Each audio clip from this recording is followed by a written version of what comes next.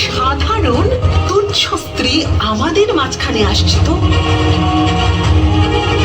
তাহলে বাধাকেই আমি সরিয়ে দেব। একে আমি শেষ করে তোমাকে এর বন্ধন থেকে মুক্ত করে দিচ্ছি। সাবধান! অযোধ্যাপতি দশরথ নন্দন শ্রীরাম আর ওনার সহধর্মিণী মাতা সীতার সামনে দাঁড়িয়ে আছো তুমি। যদি আর এক পা আমার মাতা সমান বৌদির দিকে বাড়িয়েছ তাহলে এই লক্ষণ তোমায় দয়া করবে না। শান্ত হও। না দাদা, আমি আপনাদের অপমান সহ্য করতে পারবো না।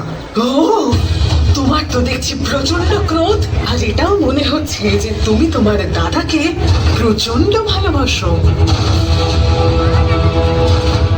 তো সেটাই করো যেটা ওনার জন্য ভালো হবে।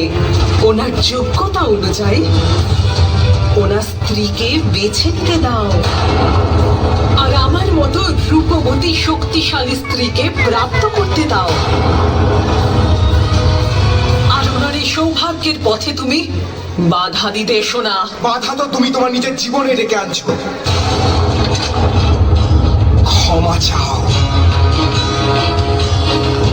আমার বৌদির বিরুদ্ধে বলা একটা একটা কটু কথার জন্য। ওনার পায়ে পড়ে ক্ষমা চাও।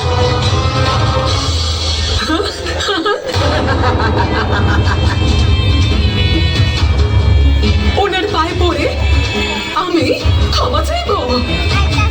আমার মতো রূপবতী শক্তিশালী স্ত্রীর পায়ে পড়ে লোকেরা আমার কাছে প্রেম ভিক্ষা চায়।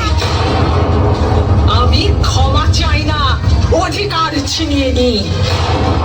আর যে আমার অধিকারের পথে বাধা দিতে আসে তার প্রাণটাও ছিনিয়ে নি। এই তেজস্বী পুরুষের উপর শুধু আমার অধিকার, আর আমি একে প্রাপ্ত করেই ছাড়ব। এই তো যত নষ্টের মূলে আমি আজকের প্রাণটাই নিয়ে নেব।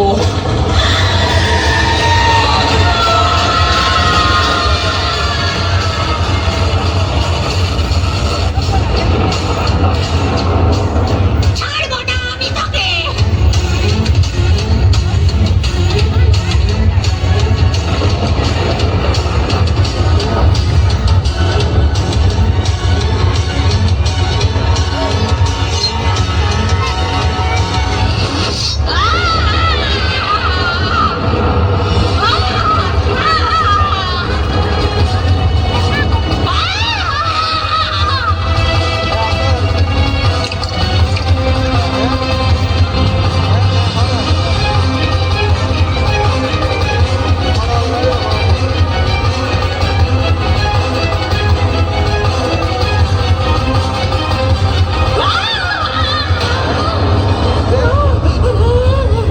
দুষ্ট পুরুষ, এটা তোর জীবনের সবচেয়ে বড় ভুল।